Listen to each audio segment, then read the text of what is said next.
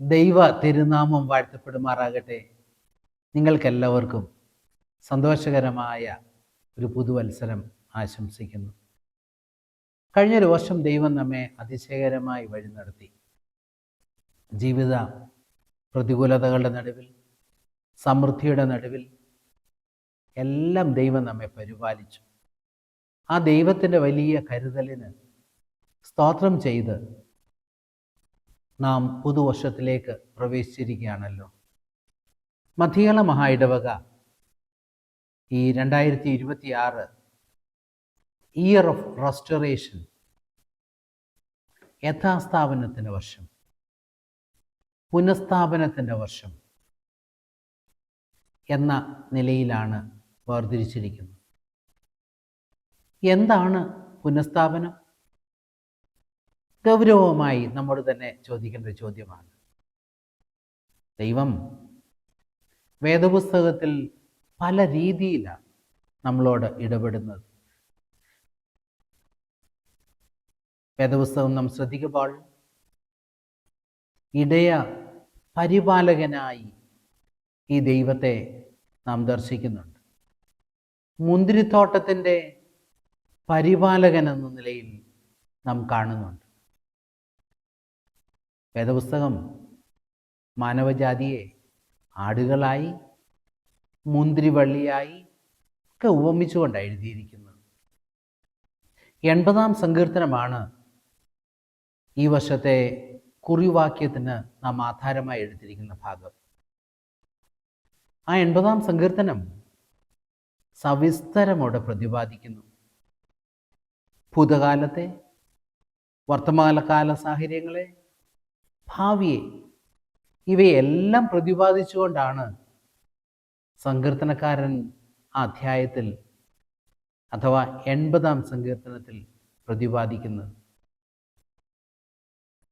ഭൂതകാലം സമൃദ്ധിയുടേത്, ആനന്ദത്തിൻ്റെ വള്ളികൾ നിറഞ്ഞു കിടക്കുന്ന, ഫലം നൽകുന്ന അനുഭവത്തിൻ്റെ ചിത്രം. വർത്തമാനകാലമോ വലിയ പ്രതിസന്ധിയുടെ അനുഭവമായി അവിടെ ചിത്രീകരിക്കുന്നു.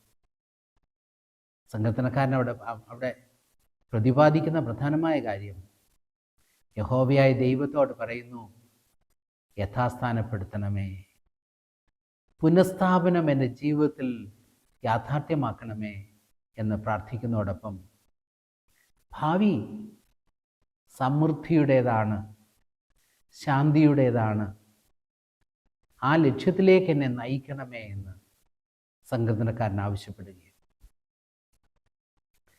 പുനഃസ്ഥാപനം എവിടെയാണ് ഉണ്ടാകേണ്ടത്? തെറ്റിപ്പോയി എന്ന് ബോധ്യമുള്ളവർക്ക് മാത്രമേ യഥാസ്ഥാനപ്പെടേണ്ടതിൻ്റെ അഥവാ പുനഃസ്ഥാപനത്തിൻ്റെ ആവശ്യകതയുള്ളൂ. അതുകൊണ്ട് 2026 പ്രവേശിച്ചിരിക്കുന്ന നമ്മെ ഓർമ്മപ്പെടുത്തുക, ഭൂതകാല ജീവിതത്തിലേക്കൊന്ന് തിരിഞ്ഞു നോക്കി അതിനെ ഓർത്ത് വിലപിപ്പാനല്ല, അതിനെ ഓർത്ത് പ്രതിസന്ധിയോടെ മാറി നിൽക്കുവാനല്ല, പിന്നെയോ നേരിട്ട പ്രതിസന്ധികളെ മനസ്സിലാക്കി അവയെ തിരുത്തുവാനുള്ള ശക്തി ദൈവത്തോട് യാചിക്കുന്നുള്ള സമയം. വേദപുസ്തകം നാം പഠിക്കുമ്പോൾ കാണുന്നത് നഷ്ടപ്പെട്ടതൊക്കെ തിരികെ നൽകിയൊരു ദൈവത്തെ. വേദപുസ്തകം ഉടനീളം നാം കാണുന്നു അതല്ലേ. ധൂത്തുപുത്രൻ്റെ ചിത്രം, തൻ്റെ ഭൂതകാല അനുഭവങ്ങളെ ഓർത്ത് വിലപിച്ച് മാറി നിൽക്കുന്ന ധൂത്തുപുത്രനെയല്ല, ഏറ്റുപറവാൻ, അനുതപിപ്പാൻ സന്നദ്ധനായി പിതാവിൻ്റെ അടുക്കിലേക്ക് ചെല്ലുമ്പോൾ തനിക്ക് നഷ്ടപ്പെട്ടതൊക്കെ തിരികെ നൽകുന്ന വാത്സല്യനിധിയായ പിതാവിൻ്റെ ചിത്രം അവിടെ വരച്ചു കാണിക്കുന്നു. ശിഷ്യന്മാരിൽ ഒരുവനായ പത്രോസ്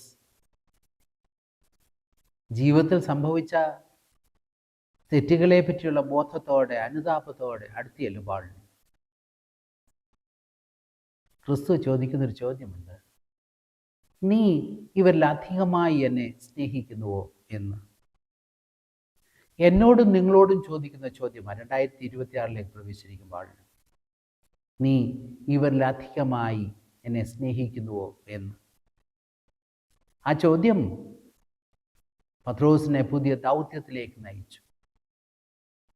തൻ്റെ ജീവിതത്തിൻ്റെ കുറവുകളെ ബോധ്യപ്പെടുത്തി കഴിഞ്ഞപ്പോൾ, എൻ്റെ ആടുകളെ മേയിക്കുക എന്ന് ക്രിസ്തു പത്രോസിനോട് പറയുന്നു.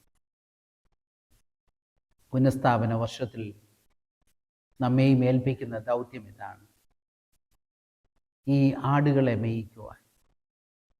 നാം ആയിരിക്കുന്ന സാഹചര്യങ്ങളിൽ ദൈവം ഏൽപ്പിക്കുന്ന ദൗത്യങ്ങളിൽ വിശ്വസ്തയോടെ പ്രവർത്തിപ്പാൻ, സാക്ഷ്യത്തോടെ നിലനിൽപ്പാൻ 2026 നമ്മെ ആഹ്വാനം ചെയ്യുന്നു. പൂരകങ്ങളായ 3 വാക്കുകൾ കൂടെ നിങ്ങളുടെ ശ്രദ്ധയിൽ കൊണ്ടുവരട്ടെ: റിപ്പൻറ്റൻസ്, അനുതാപം; റെക്കൺസിലിയേഷൻ, അനുരഞ്ജനം; റിസ്റ്റോറേഷൻ, പുനഃസ്ഥാപനം. വളരെ പൂരകങ്ങളായ 3 വാക്കുകൾ. എന്താണ് റിപ്പൻറ്റൻസ് അഥവാ അനുതാപം? ഭൂതകാല ജീവിതത്തിൻ്റെ ബലഹീനതയെപ്പറ്റിയുള്ള ബോധ്യമുണ്ടാകുമ്പോൾ അവയെ ദൈവസന്നിധിയിൽ ഏറ്റുപറയുന്ന വലിയൊരു അനുഭവമാണ്. ഈ അനുതാപമാണ് നമ്മളെ റെക്കൺസിലിയേഷനിലേക്ക് നയിക്കുന്നത്, അഥവാ അനുരഞ്ജനത്തിലേക്ക് നയിക്കുന്നത്. എവിടെയൊക്കെയാണ് ഈ അനുരഞ്ജനം നമുക്ക് ആവശ്യമായിരിക്കുന്നത്? തീർച്ചയായും ദൈവവുമായുള്ള ബന്ധത്തിൽ. അതായത് ഒരു സ്പിരിച്വൽ റെക്കൺസിലിയേഷൻ നമ്മുടെ ജീവിതത്തിൽ ഉണ്ടാകണം. ആത്മീകമായ ഒരു അനുരഞ്ജനം നമ്മുടെ ജീവിതത്തിൽ ഉണ്ടാകണം. ഈ ആത്മീകമായ അനുരഞ്ജനം നമ്മളെ മറ്റുള്ളവരുമായ അനുരഞ്ജനത്തിലേക്ക്, നമ്മുടെ സ്നേഹിതരുമായി, സഭയുമായി, സമൂഹവുമായി, കുടുംബവുമായി ഒക്കെയുള്ള അനുരഞ്ജനത്തിലേക്ക് നമ്മളെ നയിക്കുന്നു. ആ അനുരഞ്ജനം അഥവാ റെക്കൺസിലിയേഷൻ നമ്മളെ കൊണ്ടെത്തിക്കുന്നത് റെസ്റ്റോറേഷനിലേക്ക്, പുനഃസ്ഥാപനത്തിലേക്ക്. നഷ്ടപ്പെട്ടതിനെ വീണ്ടെടുത്ത, അതിനെ യഥാസ്ഥാനപ്പെടുത്തുന്നൊരനുഭവം. ഈ പുനഃസ്ഥാപനം ക്രിസ്തുവിലൂടെ മാത്രമേ സാധ്യമാകുകയുള്ളൂ. അതുകൊണ്ട് 2026 പ്രവേശിച്ചിരിക്കുന്ന നമുക്ക് ക്രൈസ്റ്റ് സെൻറ്റേർഡായി, ക്രിസ്തു കേന്ദ്രീകൃതമായി നമ്മുടെ ജീവിതത്തെ ക്രമീകരിപ്പാൻ, അതിലൂടെ പുനഃസ്ഥാപനത്തിൻ്റെ വലിയ സന്തോഷം അനുഭവിക്കുന്നവരായി ലോകത്തിൽ ജീവിപ്പാൻ 2026 ദൈവം നിങ്ങളെ ബലപ്പെടുത്തട്ടെ. എല്ലാ നന്മയും നിങ്ങൾക്ക് നേരുന്നു.